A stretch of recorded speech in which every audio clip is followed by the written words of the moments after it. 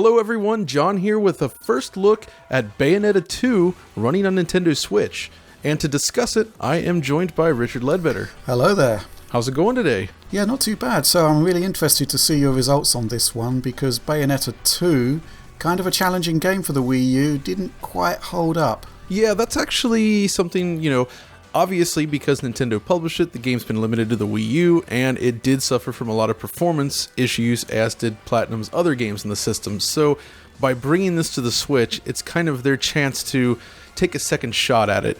Bayonetta 1 has PC versions and all that, but 2, this is our best shot. So we finally got a chance to play it, and the results are interesting. So what do you want to know first? Well, I guess basic outline of resolution and visual features compared to the original. So when the game was first announced, I kind of expected that they would aim for a higher resolution, but as it turns out, the Switch version of Bayonetta 2 runs at 720p, just like the Wii U version. Now, there's also no anti-aliasing, but there are some subtle changes to things like shadows and texture filtering. The shadows are still really pixelated, but they're handled a little differently, so they do look better or worse, kind of depending on the scene. Texture filtering and texture quality are also slightly improved on the Switch as well, which is nice. On the more positive side though, when you switch over to the handheld mode, the game does actually retain the same 720p resolution, which is of course the native resolution of the Switch screen, so it winds up looking really sharp in handheld mode, but rather blurry when you're playing it on a TV, I think. It's also worth pointing out that the game does look identical between handheld and docked modes in Bayonetta 2. So much so that I had to double check the shots that I took. The textures, filtering, resolution are all exactly the same. Okay, well that's good stuff because, fundamentally, if we have an experience that's on par with Wii U in mobile form, then that's fine by me. And if it's better when docked, which inevitably surely it must be, then happy days. But yeah, I guess initial impressions do suggest that there hasn't been a huge amount of work done to the actual visual makeup of the game. Yeah, that's right, and when I do the full analysis video, I'll be sure to look extra close to see if they've maybe pushed back some LODs or some of the more subtle things, but on the surface of it, we're looking at the same resolution, same image quality flaws, which of course leads us to performance. And I've sent you a clip over there to take a look at what I've found thus far, and I think the results are kind of interesting. Yeah, fundamentally, the issue with the Wii U version was that it targeted 60 frames per second, but could often drop beneath. And well, based on first impressions, it certainly looks as though we are getting a performance uplift here. Yeah, I think that's absolutely right. The demanding scenes do still suffer from slowdown on the Switch, and especially things like the intro, and I've only had a chance to play through the first few chapters here, so that's kind of what we're limited to. But for now, it's all the same difficult scenes on Wii U are also difficult on Switch, but are usually about, 10 to 20 frames per second higher on average. You know what I mean? Because it's back on the Wii U, we were dropping down to 40 frames per second for extended periods of time, and even these empty areas, there's this area here where you first end up in the square with all the water that we're looking at in the video, and on Wii U, it just tanks even though there's nothing going on. Whereas on Switch, there's still minor issues, but overall, it's much, much faster, especially running in docked mode here. Though if we switch over to portable mode here, you can also see that, it's still kind of struggling. So, kind of the average performance I'm seeing here is docked Switch runs a lot faster overall. Portable mode kind of falls in between the Wii U and the Switch, and Wii U is kind of a lot worse than I remembered, to be honest. It's really not that smooth. Yeah, I think that was the issue at the time, is that, it was a game that targeted 60 frames per second, but there was that kind of variation. The variance in it was just too much to kind of really feel good. And I think, fundamentally, if we're getting a decent upgrade here, personally, I'm really surprised and happy that we're actually getting a bump in both modes. So the idea that the portable version of Bayonetta 2 is, smoother, if not to a game-changing degree, but definitely smoother than the Wii U original, that's only good news.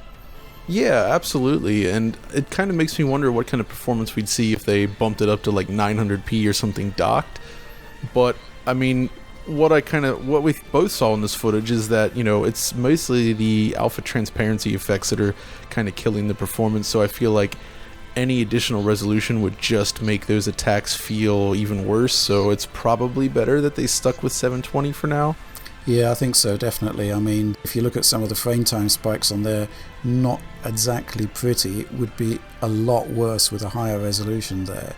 So on the one hand, not perfect, but on the other hand, it's definitely a big improvement. And yeah, I think, if you look at the Tegra processor setup, one of its weaknesses is a kind of lack of bandwidth. And it has to share that bandwidth with the CPU as well.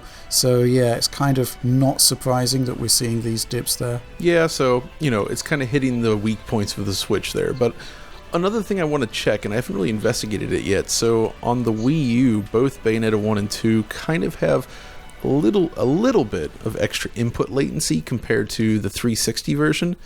And I'm curious to try to pick them up and compare the two to see if we've got any improvements. I suspect what people were experiencing there has to do more with the fact that the 360 version of Bayonetta runs with an adaptive VSync, so that's always going to run a little bit faster. And as you can see from the video here, there is no screen tearing on Switch, which is certainly nice. But the main takeaway here is that the game thus far, even in these early stages, it does play awesome on the Switch. I mean, it's still Bayonetta 2, and the extra performance that you get out of this new system is definitely noticeable. I mean, I was surprised to see a little bit of slowdown at the beginning, but then when you refresh your memory on the Wii U, it's like, oh yeah, okay, this is significantly better. So in that sense, it does kind of feel like we finally have a definitive release of Bayonetta 2. And I haven't had the chance to load up the first game yet, but I suspect based on what we saw on Wii U with Bayonetta 1, that it too should offer significantly better to nearly locked 60 frames per second performance, as that game always ran faster than the sequel. Yeah, that's going to be interesting. I'm really looking forward to seeing that. I mean, going back to the input lag thing, Xbox 360 definitely would have been double buffered. I mean, you see that in the tearing. Triple buffering possibly on the Wii U and possibly even the Switch, because we do have no tearing whatsoever. So that is a possibility there. But I guess this is something we'll need to look at when we take a deeper look at the game. So yeah, I guess that's kind of the long and short of it. We're looking at a higher frame rate, the same image quality, and not a whole lot else. And I guess, if there's been any additional improvements made, I'll have to find out when I look a little deeper at the Wii U version side by side. But it should also be noted that, as with the original release, all of the game's cutscenes are still rendered at 30 frames per second.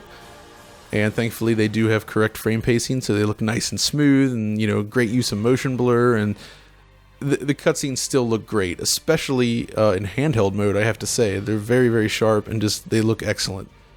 So I kind of feel like that's where the game is best played right now, even though the frame rate isn't quite as good as I'd like. I mean, in handheld, it definitely is not as good as the docked mode, but the fact that it's faster than Wii U, even in handheld mode, and it looks so sharp on that little screen, it's a really cool thing to be able to hold this game in your hand, I have to say. I mean, I really like the idea of just being able to take the classics from the Wii U and play them on the go with no impact to performance. In fact, enhanced performance compared to the originals. It's just, a bit of a win-win for me. So yeah, while we may not be getting a massive revamp, a remaster, it's still, more than enough for me, I think. Yeah, and that's been interesting seeing all these games return on the Switch from the Wii U, because I do have a decent sized Wii U collection, but if you look at the sales numbers, obviously the U didn't exactly do that well. So there's a lot of people out there that missed out on a lot of great Nintendo or third-party games like this.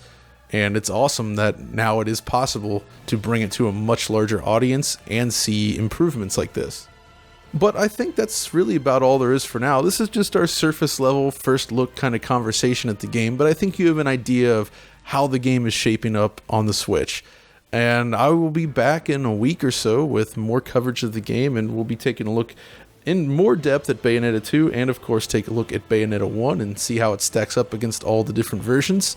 So look forward to that. Thanks for joining me today, Rich. Yeah, no problem. And if you enjoyed this video, be sure to like and subscribe as always. Follow us over on Twitter. And until next time, this is John and Rich signing off.